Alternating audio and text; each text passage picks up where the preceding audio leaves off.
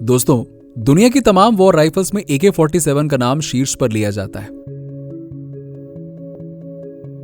एवटोमैट कैलाशनिकोवा 47 यानी कि AK-47, जिसे साल 1938 में मिखाइल टिमोफेविच कैलाशनिकोवा के द्वारा सोवियत आर्मी में शामिल किया गया था, ये आज दुनिया की सबसे खतरनाक राइफल्स में से एक है।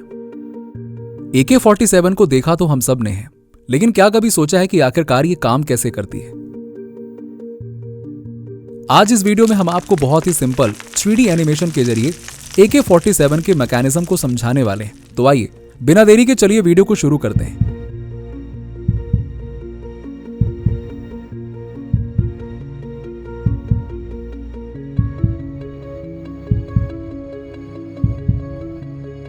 दोस्तों, AK-47 के डिजाइन 3D मॉडल को अगर हम गौर से देखें तो इसमें मौजूद होती है एक स्टैंडर्ड मैगजीन, जिसमें कार्ट्रिज यानी कि कारतूस स्टोर किया जाता है।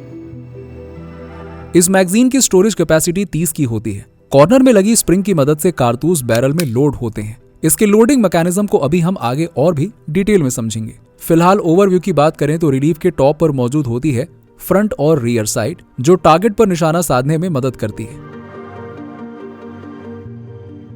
अब फायरिंग करने के लिए सबसे पहले एक लोडेड मैगजीन को लगाकर चार्जिंग हैंडल को पुल किया जाता है, जिसके बाद ट्रिगर प्रेस करते ही राइफल फायर कर देती है। AK-47 और AKM की राइफल्स 400 मीटर के दायरे तक निशाना लगा सकती है। स्टैंडर्ड टर्म्स में इसे राइफल्स की मैक्स इफेक्टिव रेंज कहा जाता है। अब जरा जानते हैं कार्ट्रिज मैगजीन से बैरल में लोड कैसे होती है। असल में ट्रिगर दबाने के बाद जब बोल्ट कैरियर रिकॉइल स्प्रिंग की वजह से वापस आ रहा होता है, तो उसके अंदर मौजूद बोल्ट मैगजीन से एक कारतूस को आगे की ओर धकेल देती है। कारतूस के पीछे का हिस्सा वहां लगे एक्सट्रैक्टर में अटक जाता है और कारतूस लोड होने के साथ ही बोल्ट स्पिन कर जाता है। बोल्ट को स्पिन कराने का काम उसके नीचे लगे कैम गाइड का होता है। स्पिन होने का मकसद कारतूस को लॉक करना होता है। अब बोल्ट के साथ लगे लॉकिंग लंग्स की मदद से कारतूस लॉक्ड हो जाता है और फायरिंग तक फिक्स्ड पोजीशन में बना रहता है। इसके बाद राइफल फायर करने के लिए बिल्कुल रेडी हो जाती है और अब बारी आती है ट्रिगर दबाने की। ट्रिगर दबाने पर हैमर फायरिंग पिन पर फोर्सफुली हिट करता है।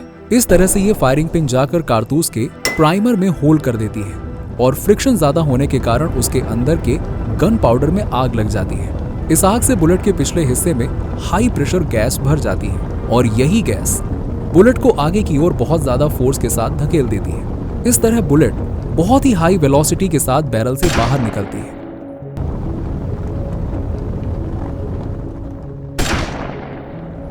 इसी वक्त बैरल में मौजूद गैसें गैस पिस्टन को पीछे की ओर धकेल देती हैं। इस पूरे प्रोसेस को स्टैंडर्ड टर्म्स में गैस ऑपरेटेड रीलोडिंग कहते हैं।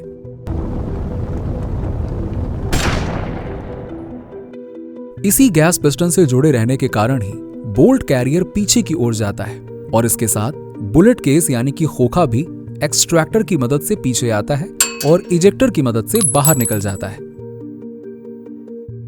बुलेट केस को निकालते हुए बोल्ट कैरियर हैमर को भी पीछे पुश करते हुए वापस अपनी प्रीवियस पोजीशन में आ जाता है और इस तरह सेट किए हुए मोड के हिसाब से AK-47 राइफल्स काम करती है।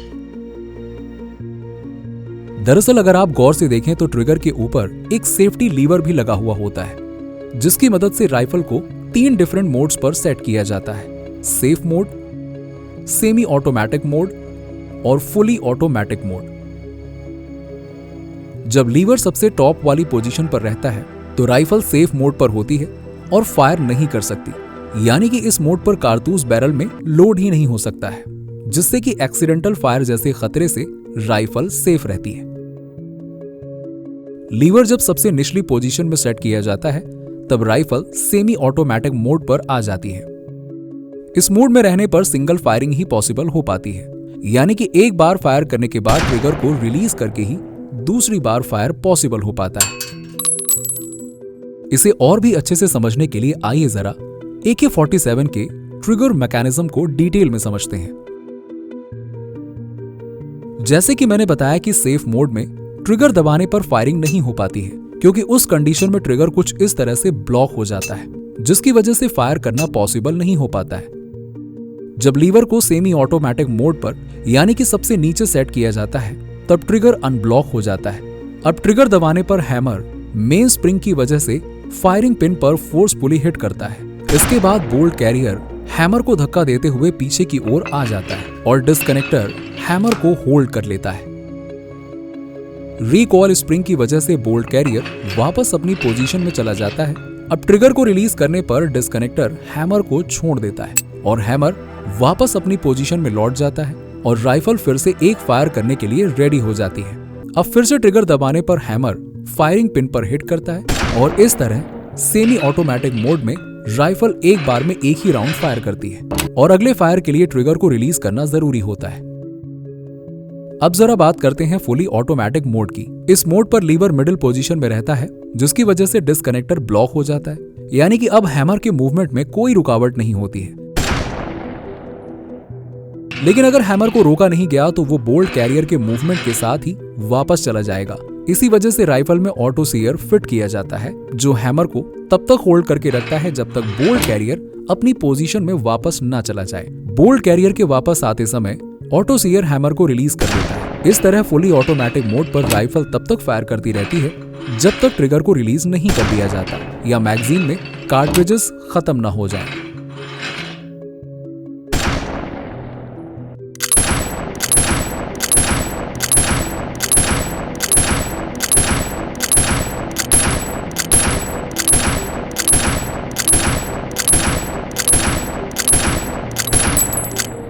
तो दोस्तों ये था AK-47 के काम करने का पूरा मैकेनिज्म और इसके फायरिंग करने के पीछे की साइंस।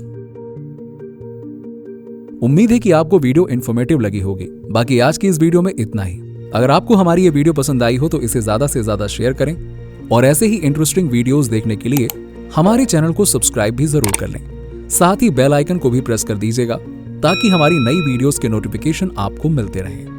मिलते हैं आपसे अगली वीडियो में।